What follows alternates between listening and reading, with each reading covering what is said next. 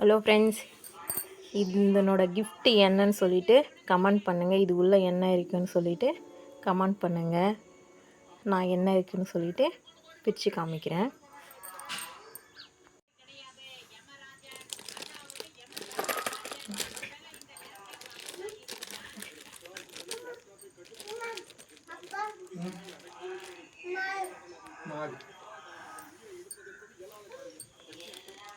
இது என்னன்னு சொல்லிட்டு நினச்சிட்ருப்பீங்க. இது உள்ள ஏதோ கிஃப்ட் இருக்குன்னு சொல்லிட்டு.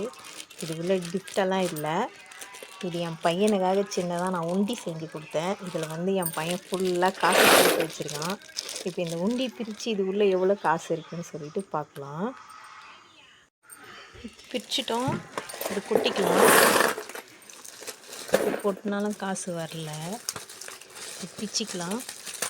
இது வந்து இன்னொரு டப்பாவில் மாற்றி வைக்கணும்.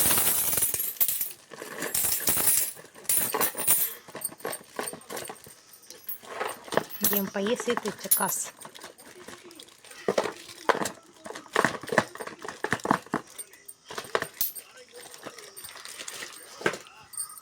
இவ்வளோ காசு என் பையன் நான் சேர்த்து வச்சிருக்கான்.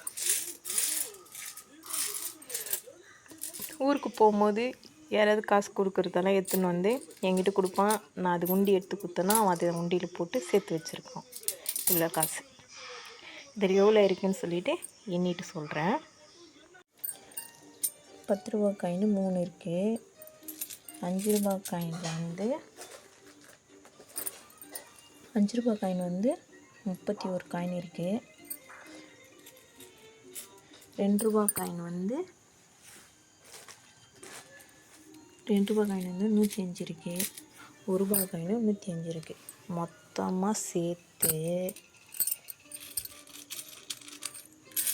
மொத்தமாக சேர்த்து சில்லறையே வந்து 500 ரூபாய் இருக்குது. 500 ரூபா காசு இருக்குது. 1200 ரூபா உண்டியில் சேர்த்து வச்சுருக்கான். இதுதான் உண்டியில் இந்த காசு.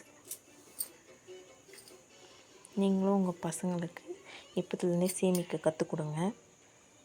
இது ஒரு நல்ல பழக்கம். எந்த இதுவும் செய்யாமல் நம்மளுக்குன்னு ஒரு காசு சேர்த்து வச்சுருக்கோம் அப்படின்னு அவங்களுக்கு ஒரு இது இருக்கும். பின்னாடி வந்து ஃப்யூச்சரில் அந்த சேமிப்பு வந்து தானாகவே வரும். யாரும் சொல்லி கொடுக்கணும்னு அவசியம் இருக்காது. இப்படி செஞ்சு பாருங்கள்.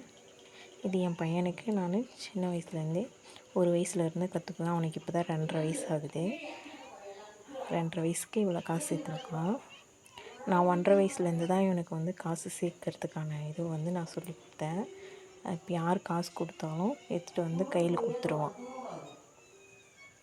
அவங்க அப்பா கிட்டே கொடுப்பான், இல்லை என்கிட்ட கொடுப்பான்.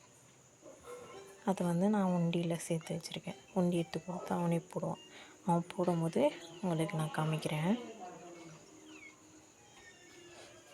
உண்டி வாங்கி கொடுத்தா அவன் எங்கேயாச்சும் ஒடிச்சிடுவான்னு சொல்லிவிட்டு நான் அந்த மாதிரி பிளாஸ்டிக் கவரில் வந்து கிஃப்ட் ஷீட்டு போட்டு கொடுத்துருந்தேன். இது வந்து வெயிட்டு தாங்காமல் பிஞ்சு போகிற மாதிரி இருக்குது. அதனால் சின்னதாக நான் டப்பாவில் சேமிக்க சொல்லி கொடுக்கலான்னு சொல்லிவிட்டு இப்போயும் நான் உண்டி வாங்கலை. ஹார்லிக்ஸ் டப்பா தான் எடுத்து ஹோல்ஸ் பண்ணி கொடுத்துருக்கேன். இப்போ இதில் தான் காசு போட சொல்லி கொடுக்க போகிறேன்.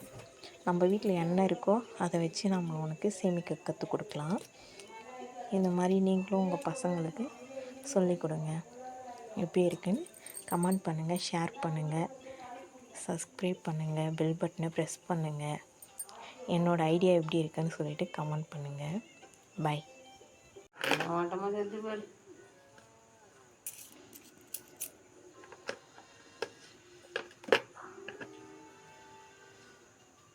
போமாட்டேங்களா? அமுத்தி போடணும். அமுத்து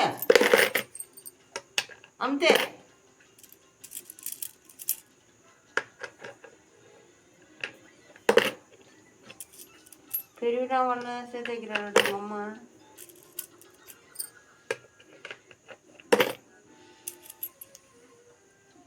என்னைக்கு ஏற்று போகிறது அவ்வளோ துட்டு நீ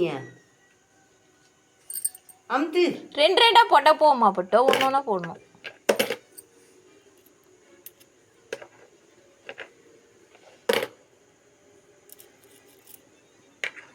போடு போடு அங்கே பார்த்து. இந்த வீடியோ வந்து யூஸ்ஃபுல்லாக இருக்கும். உங்கள் பசங்களுக்கும் இது மாதிரி சொல்லிக் கொடுங்க. ஷேர் பண்ணுங்கள், சப்ஸ்கிரைப் பண்ணுங்கள், கமெண்ட் பண்ணுங்கள், பெல் பட்டனை ப்ரெஸ் பண்ணுங்கள். பாய்.